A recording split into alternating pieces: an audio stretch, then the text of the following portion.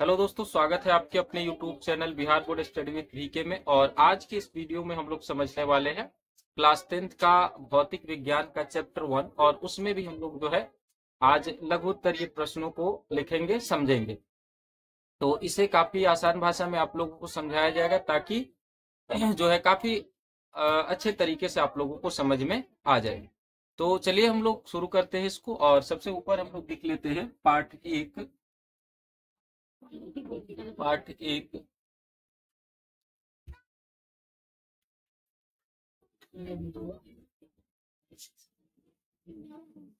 पाठ का नाम हम लोग लिख लेते हैं प्रकाश का परावर्तन।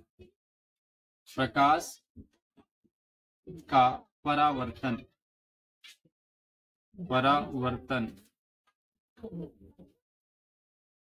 और आज हम लोग लिखने वाले हैं इसका लघु उत्तरीय प्रश्न। तो हम लोग यहाँ भी इसे लिख देते हैं लघु उत्तरीय प्रश्न। लघु उत्तरीय प्रश्न। लघु उत्तरीय प्रश्न। तो हम 1 बाय 1 करके हम लोग शुरू करते हैं। तो पहला प्रश्न हम लोग इसका लिखते हैं। पहला प्रश्न हम लोग लिखते हैं।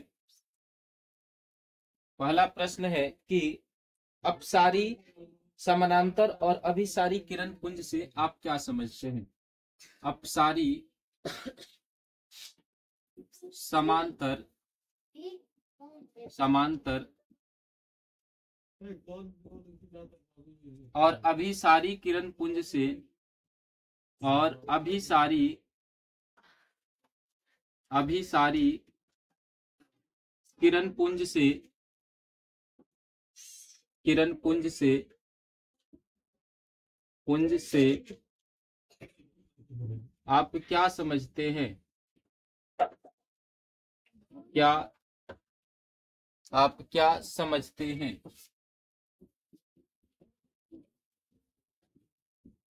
समझते हैं। तो आइए इसका उत्तर हम लोग लिखते हैं। तो सबसे पहले हम लोग जानेंगे अपसारी किरण पुंज के बारे में। तो हम लोग एक हेडिंग बना लेते हैं, अपसारी, अपसारी किरण पुंज, किरण पुंज। तो यहां हम लोग लिखेंगे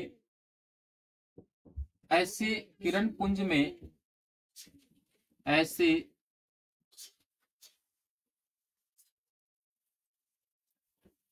किरण पुंज में, ऐसे किरण पुंज में प्रकाश की किरणें, प्रकाश की किरणें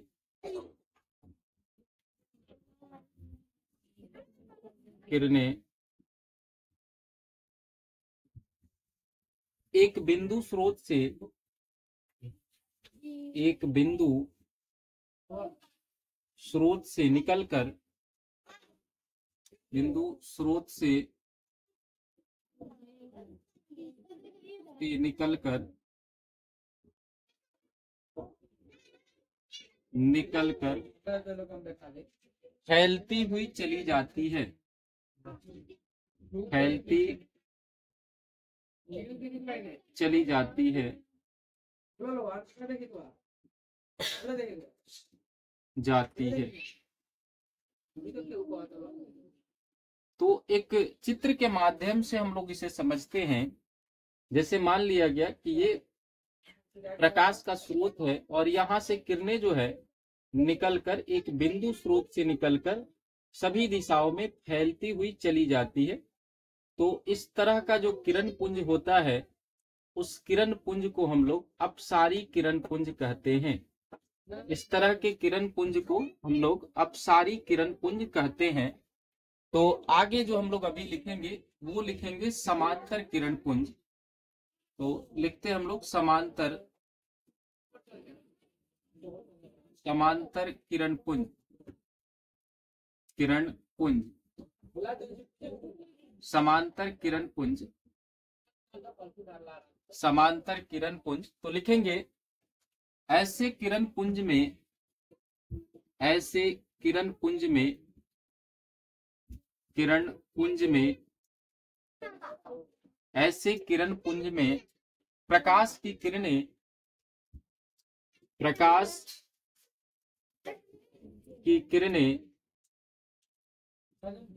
किरणें एक दूसरे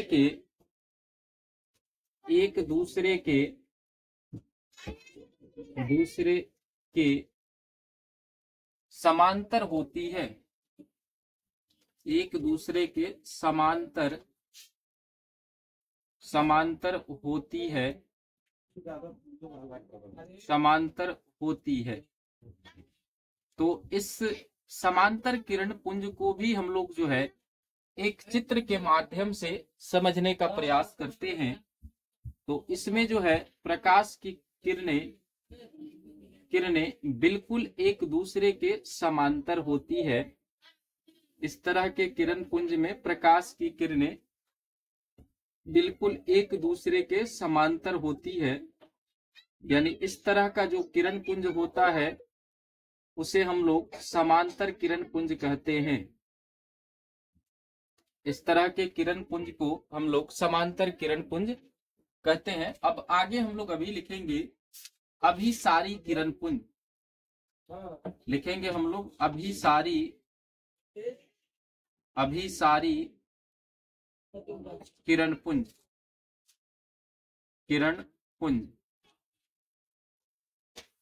अभिसारी किरण पुंज। तो इसको हम लोग लिखेंगे ऐसे किरण पुंज में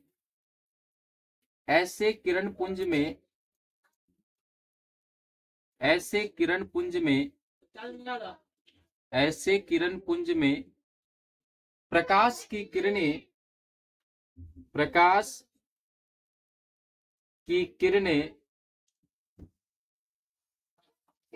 ऐसे किरण पुंज में प्रकाश की किरणें एक बिंदु स्रोत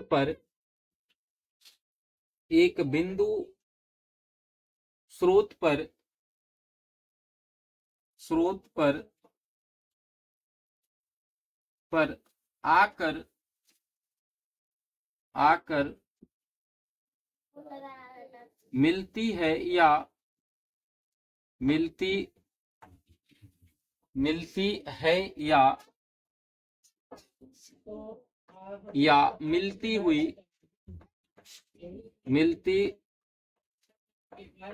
हुई प्रतीत होती है।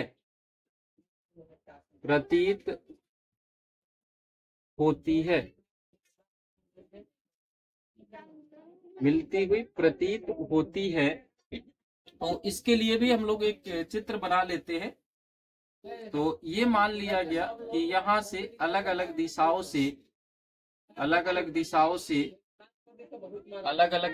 से प्रकाश की किरणें जो है एक बिंदु पर आकर के मिलती है। यानी इस तरह के जो किरण पुंज होता है, इस तरह के किरण पुंज में जो है प्रकाश की किरणें जो है एक बिंदु पर आकर के मिलती है या फिर मिलती हुई प्रतीत होती है। तो इस तरह का जो किरण पुंज होता है उसे हम लोग जो है अभिसारी किरण पुंज कहते हैं। तो इस तरह से हम लोगों ने काफी सरल भाषा में, काफी आसान भाषा में हम लोगों ने विभिन्न प्रकार के किरण पुंजों को समझा। तो अब आगे जो प्रश्न दिया गया है उसे भी हम लोग लिख लेते हैं और समझ लेते हैं। दूसरा प्रश्न हम लोग लिखते हैं। तो दूसरा प्रश्न है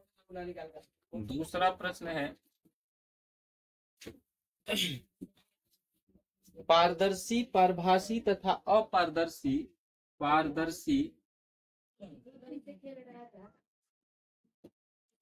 पारभासी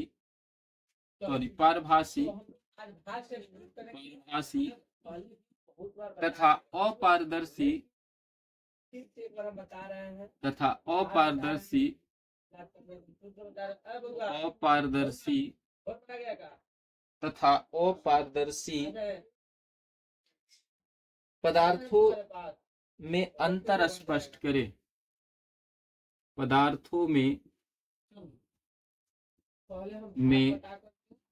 अंतर स्पष्ट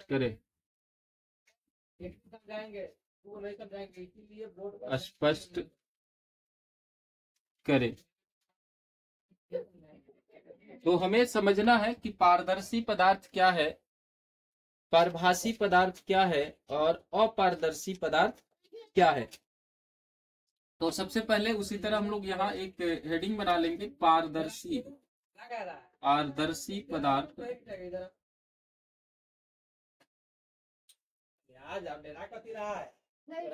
यानी हम लोग इसमें जो है पारदर्शी पदार्थों के बारे में जानेंगे कि किसे कहते हैं पारदर्शी पदार्थ। तो लिखेंगे हम लोग वे पदार्थ जिनसे होकर प्रकाश, वे पदार्थ जिनसे होकर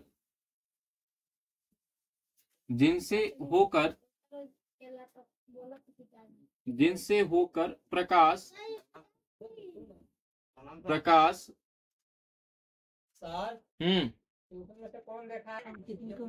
वे पदार्थ जिनसे होकर प्रकाश आसानी से पार कर जाता है, प्रकाश आसानी से पार कर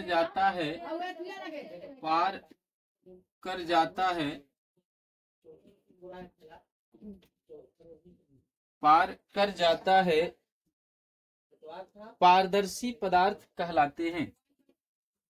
पारदर्शी पदार्थ कहलाते हैं।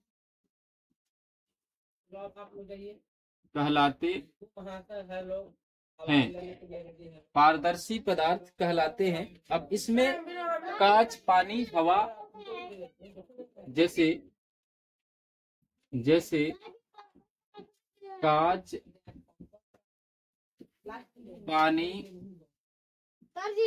पानी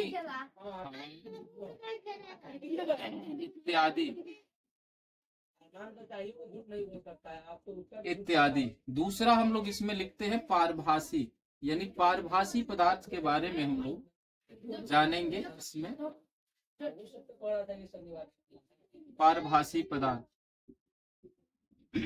पारभासी पदार्थ तो इसे हम लोग लिखेंगे कि वे पदार्थ जो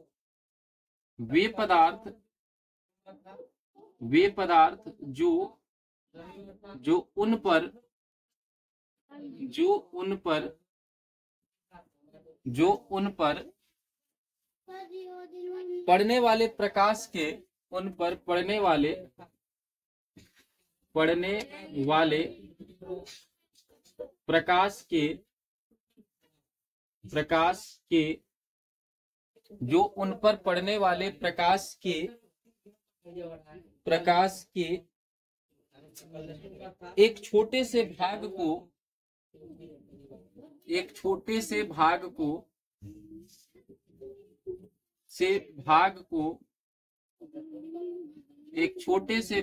को अपने से होकर जाने देते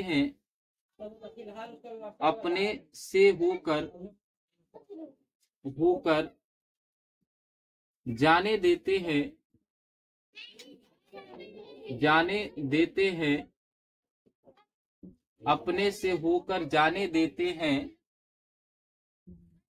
जाने देते हैं पारभासी पदार्थ कहलाते हैं। पारभासी पदार्थ कहलाते हैं।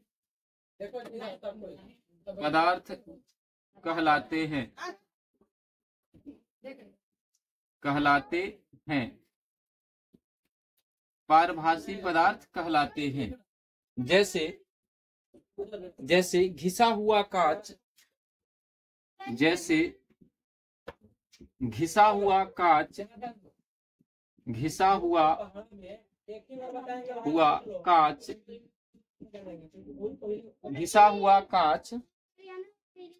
कांच तेल लगा कागज, तेल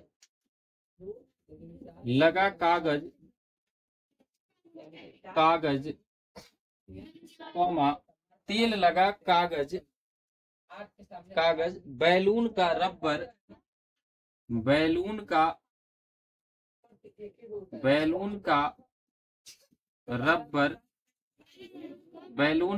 रबर, आंख की पलक, आंख की पलक, आंख की पलक, आंख की पलक इत्यादि, इत्यादि। अब आगे हम लोग इसी में लिखेंगे अपारदर्शी पदार्थ, अपारदर्शी पदार्थ, अपारदर्शी पदार्थ, अपारदर्शी पदार्थ। तो इसको हम लोग लिखते हैं, इसके बारे में, वे पदार्थ जो, वे पदार्थ, वे पदार्थ जो, वे पदार्थ जो प्रकाश को अपने में से होकर, प्रकाश को, प्रकाश को अपने में से होकर,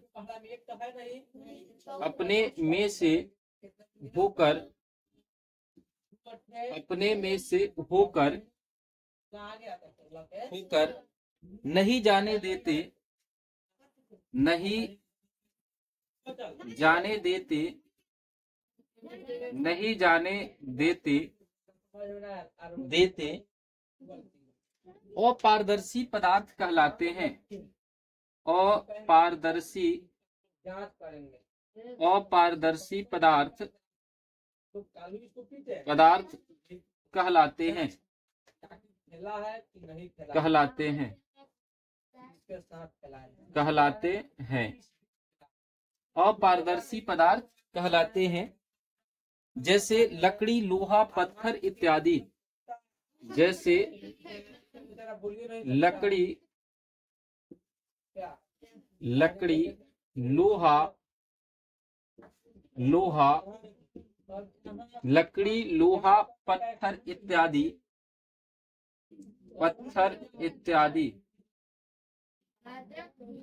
तो इस तरह से हम लोगों ने पारदर्शी, पारभासी और अपारदर्शी पदार्थों को समझा। अब आगे जो प्रश्न दिया गया है उसे भी हम लोग लिख लेते हैं।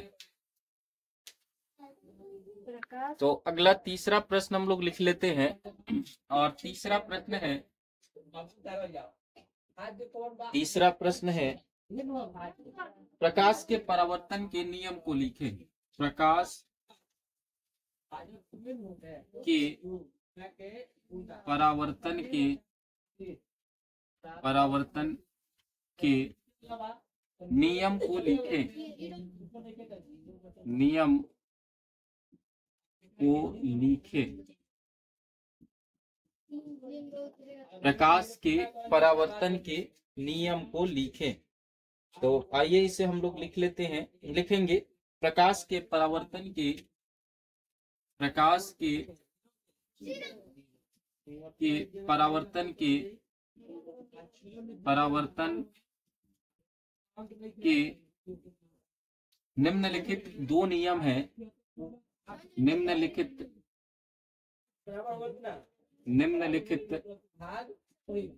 दो नियम है, दो नियम है।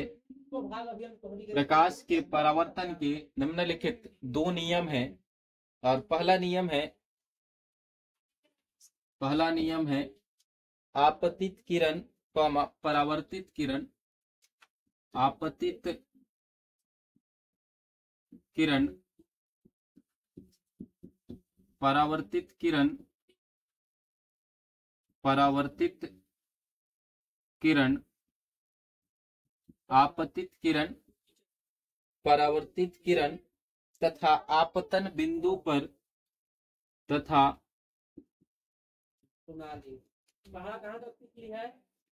तथा आपतन बिंदु पर, आपतन बिंदु पर, आपतन बिंदु पर खींचा गया, खींचा गया तथा आपतन बिंदु पर खींचा गया, खींचा गया अभिलंब, खींचा गया अभिलंब, अभिलंब तीनों, तीनों एक ही तीनों एक ही समतल में होते हैं, एक ही समतल में होते हैं,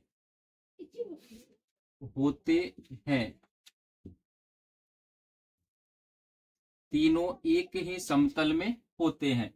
दूसरा जो नियम है प्रकाश के परावर्तन का, उसे हम लोग लिखते हैं, और दूसरा नियम है आपतन कोण, परावर्तन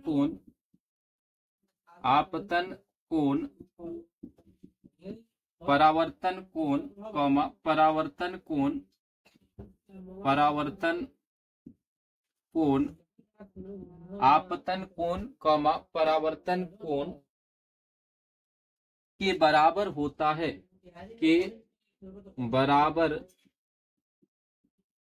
है,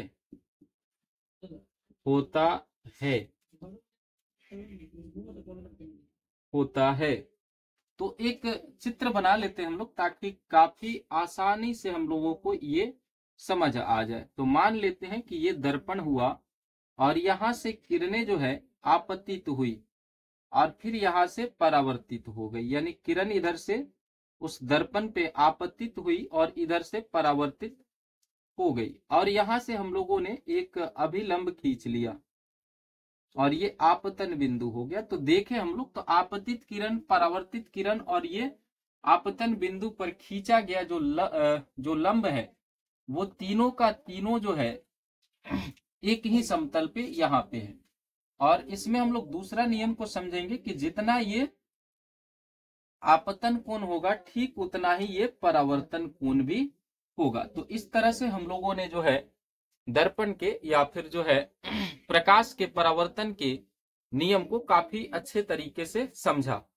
तो इसमें आगे जो प्रश्न दिया गया है, तो हम लोग इसके अगले पार्ट वाले वीडियो में, यानी पार्ट 2 में हम लोग पढ़ेंगे। तो पूरा सिलेबस कवर करने के लिए जो है चैनल पे आप लोग जो है बने रहिए, निरंतर रेगुलर आप लोगों को वीडियो जो है मिलता रहेगा, और आप लोग इस वीडियो के माध्यम से ही जो है अपनी तैयारी को जो है परिपूर्ण कर सकते हैं। तो इस तरह का वीडियो देखने के लिए चैनल को सब्सक्राइब कीजिए, ज्यादा से ज्यादा शेयर कीजिए, और वीडियो को, अगर वीडियो अच्छा लग रहा है तो उसे लाइक भी किया कीजिए। और कोई परेशानी हो रही है समझने में, तो आप लोग कमेंट भी कर सकते हैं। तो मिलते हैं हम लोग अगली वीडियो में, तब तक के लिए धन्यवाद।